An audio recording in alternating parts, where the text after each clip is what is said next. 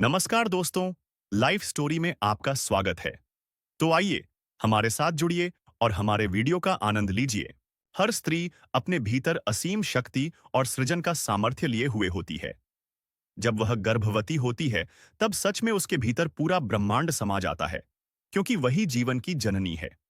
इसी कारण कहा जाता है, महिलाएं ही सृष्टि की असली रचनाकार हैं। कहते हैं कि जब आप किसी के प्रति पूर्ण समर्पण कर देते हैं, तो धीरे धीरे आप उसी जैसे हो जाते हैं। यही हुआ माता पार्वती के साथ। उनके सभी रूप, जिन्हें हम नवदुर्गा कहते हैं, दरअसल उनके जीवन के विभिन्न चरणों की कहानियां हैं।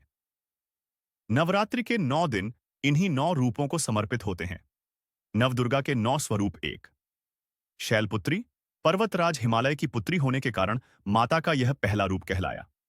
2, ब्रह्मचारिणी, शिव को पाने के लिए घोर तपस्या और ब्रह्मचर्य का पालन किया, इसलिए दूसरा नाम पड़ा ब्रह्मचारिणी। 3, चंद्रघंटा, शिव के जटाओं में सुशोभित चंद्रमा की छवि धीरे धीरे पार्वती के स्वरूप पर भी अंकित हो गई और वे कहलाईं चंद्रघंटा।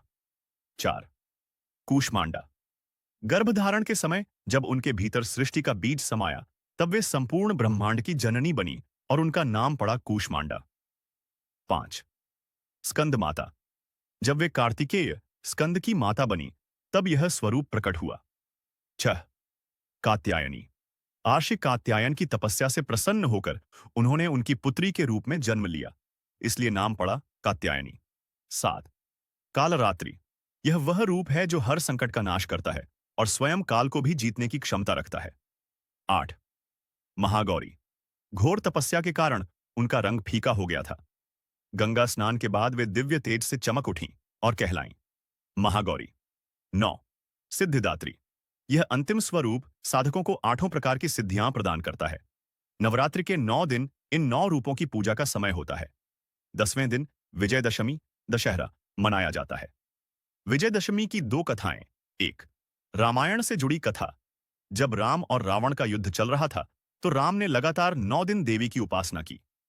9वें दिन माता ने स्वयं प्रकट होकर उन्हें विजय का आशीर्वाद दिया।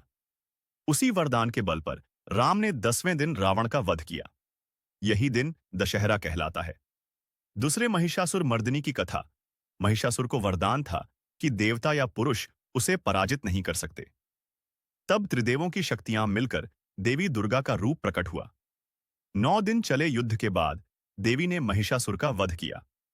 10वें दिन अच्छाई की इस जीत को विजयदशमी के रूप में मनाया जाता है।